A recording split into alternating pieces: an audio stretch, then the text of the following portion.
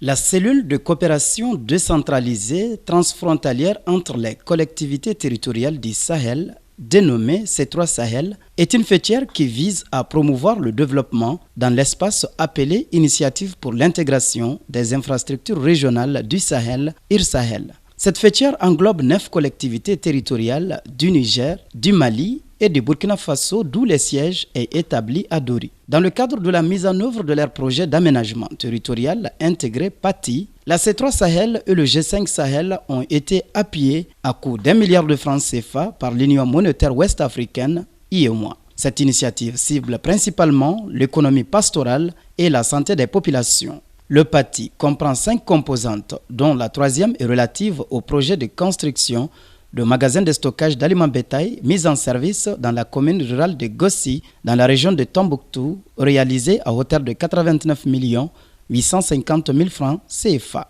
Nous avons un schéma d'aménagement du territoire conçu pour l'ensemble des collectivités territoriales de la C3 Sahel. Et donc ces programmes par an, nous tirons dans les programmes pour les collectivités au niveau des frontières. Et donc le PATI justement est venu dans cet ordre d'idée. Donc le PATI prend en charge les régions frontalières du centre de l'espace IRSAHEL. Et donc tout naturellement avec un financement de d'1 milliard et quelques. Donc on a le projet pour l'aménagement, pour la construction des magasins de Gossi et la mise à disposition d'aliments bétail figure justement dans les projets prioritaires de la C3 Sahel.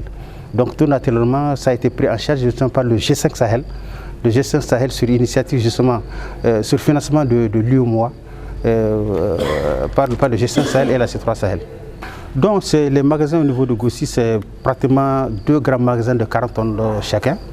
Il y a un bureau, il y a un hangar de vente, il y a des latrines, et puis il y a une maison pour gardiens. Et puis la clôture. Le conseil communal s'est réjoui de ces joyaux dont les capacités sont de 40 tonnes chacun, combien important pour les populations, en majorité constituées d'éleveurs. Des acquis qu'il promet de garder jalousement avant de louer les efforts de la C3 Sahel et ses membres. Et nous remercions le conseil régional et les autorités du Mali, et du Burkina et du Niger qui nous ont, malgré l'insécurité grandissante dans la zone, ont pris le courage à deux mains avec les services techniques et financiers, surtout notre président du conseil régional et le président du C3 Sahel qui est le maire de Ligué, maire de Dori. Vraiment c'est un joyau que nous prenons à deux mains et ça serait utilisé en bonne mission. Il y avait aussi la souffrance des populations de Indaki, un marché très frontalier d'ailleurs, et qui est fréquenté par le Burkina, Djibo. À propos de l'insécurité, il y a un frein, mais par rapport à ces freins, toujours le marché vit selon l'insécurité grandissante dans la zone. Donc nous avions aussi des parcs de vaccination pour ces cheptels. Comme je l'ai dit, naturellement, historiquement, c'est une commune d'élevage par excellence. Il y avait aussi la nécessité de points d'eau, de circulement des mares.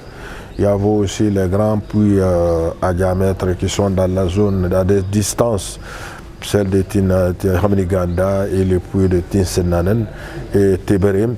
Tout ça, c'est des puits vraiment il y a un grand afflux et il y a des distances espacées entre ces puits-là. Donc il y a la sollicitation des parcs de vaccination et le circulement des points d'eau pour renforcer ce qui est déjà en place. Le conseil régional poursuit ses missions de partenariat, celle d'informer et de faire mieux connaître la C3 Sahel et ses partenaires de mise en œuvre. Cela en organisant une conférence de presse qui a permis à l'assistance de tirer des informations capitales au sujet de cette fêtière.